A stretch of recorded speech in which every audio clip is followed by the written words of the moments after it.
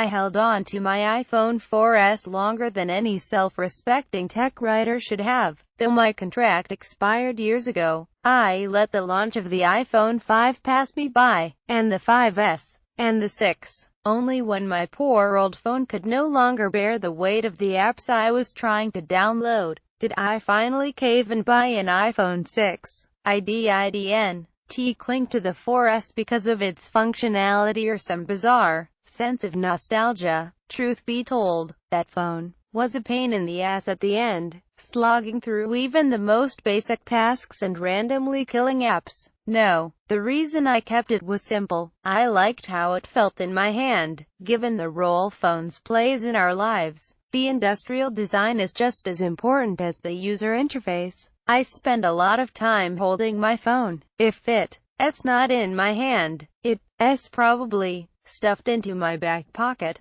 which makes me thankful that my jeans have some built-in stretch. As it turns out, quite a few people prefer smaller phones. Yesterday at its keynote event, Apple revealed that 30 million people bought its 4-inch phones last year. That's almost 8% of the 232 million phones Apple sold worldwide last year. And according to mobile analytics website Mixpanel, the iPhone 5S is currently the company's second most popular phone, second only to the iPhone 6, and ahead of the 6S and 6 Plus. Obviously there's a market for smaller phones. 1. Apple would be silly to ignore. Phones have been trending large for almost 5 years now, and the iPhone 6's 4.7-inch screen was Apple's acknowledgement of that. There's no denying the 6 and 6S have been a huge success. Apple set all of its revenue,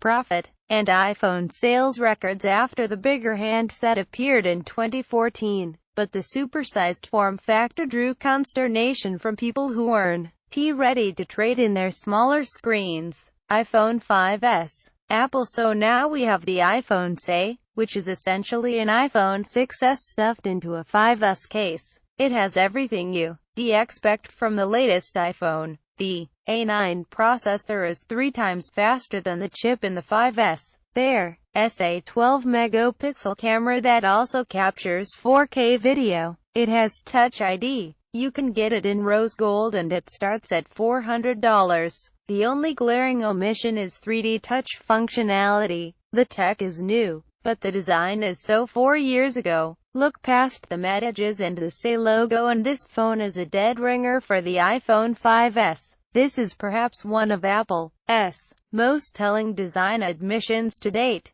The fact is, the iPhone 5 and 5S has long been the golden child of Apple phone design and a benchmark for phones in general. It just feels beautiful in the hand, says Jared Ficklin, co-founder and designer at argodesign. It has this cutting feel to it, like you holding onto something substantial.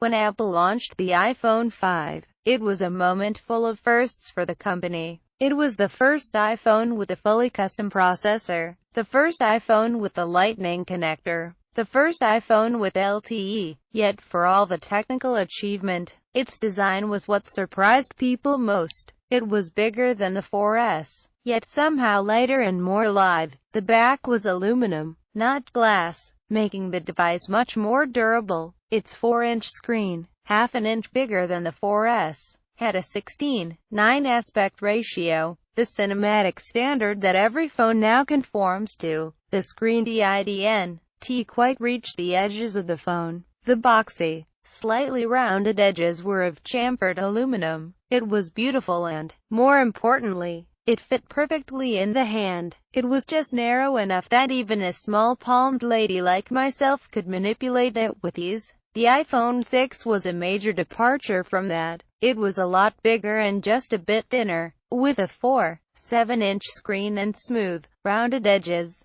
The specs made it a better phone, but it felt a little bit wrong, as though you were holding a slick, $650 bar of soap. People really lamented the loss of purity, says Gotti Emmett, founder of New Deal Design. I think there was something very striking and direct and simple in the gestures of the 5 that made it be perceived to be more elevated compared to the 6.